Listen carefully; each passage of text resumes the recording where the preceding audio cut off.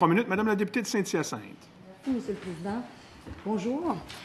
Je vais vous parler de Jeunes en santé, un OSBL que la ministre a souvent entendu parler puisque j'ai sollicité son ministère à plusieurs reprises pour éviter la fermeture.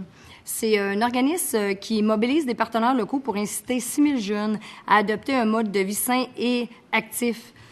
Jeunes en santé a atteint plusieurs cibles de la politique gouvernementale de prévention en santé. Il est appuyé de tout le milieu, les commissions scolaires, la MRC, les parents, etc. Il y a une expertise qui est vraiment irremplaçable pour faire la promotion des saines habitudes de vie chez les jeunes, puisque avec les années, ils ont développé une expertise avec plusieurs professionnels.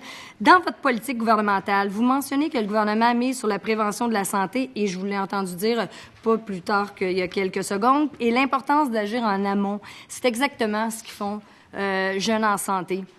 Alors, j'aimerais ça que rassurer mes citoyens que le gouvernement ne laissera pas tomber Jeunes en santé, qui est reconnu par tout le milieu. Alors, pour repartir à zéro avec d'autres organismes et laisser aller toute cette expertise-là. Ma question, l'annonce de 20 millions pour financer les nouvelles initiatives, de quelle façon mon organisme Jeunes en santé pourrait se prévaloir de ce nouveau financement? En fait, à quelle porte il doit aller cogner pour avoir accès à ce financement-là? Merci, Madame la députée. Madame la ministre. Bien, merci, Monsieur le Président. Alors, l'organisme dont la députée parle, Jeunes en santé, avait des fonds qui relevaient d'une entente qui était entre la Fondation Lucie et André Chagnon et le gouvernement. C'était un accord commun entre les deux parties que nous étions entendus pour une entente de 10 ans. La durée était déterminée et on savait que ça prenait fin en 2017.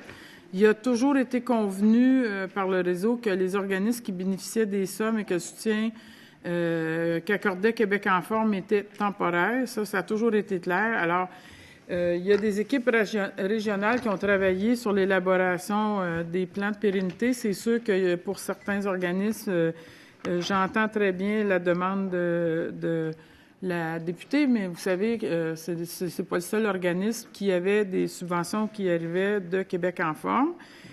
Ceci étant dit, vous savez qu'on a présenté une politique gouvernementale de prévention en santé, et je sais que la députée le sait. Il y avait 76 millions qui ont été annoncés lors de la politique, mais ce que j'ai aussi dit, c'est que de la politique découlerait un plan d'action. Cette année, dans le budget, elle l'a dit elle-même, il y a 20 millions qui vont être alloués pour financer des nouvelles initiatives. Mais malheureusement, en ce moment, je ne peux lui dire comment seront attribuées les sommes, Monsieur le Président, puisque nous allons déposer d'abord le plan d'action. Merci, Madame.